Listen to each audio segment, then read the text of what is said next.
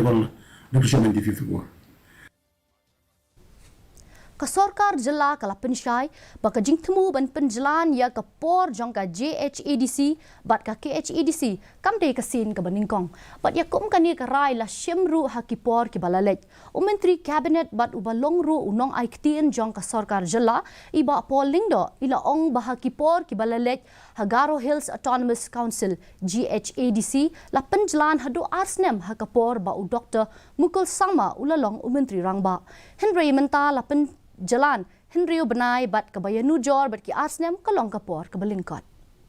All I can say is that this is not unprecedented. In the past, the Garo Hills GHADC has had 2 years of extension when Dr. Mukul Sama was the Chief Minister. So an extension of 6 months when you compare to what was done in the past. An extension of 2 years is certainly relatively a very brief period.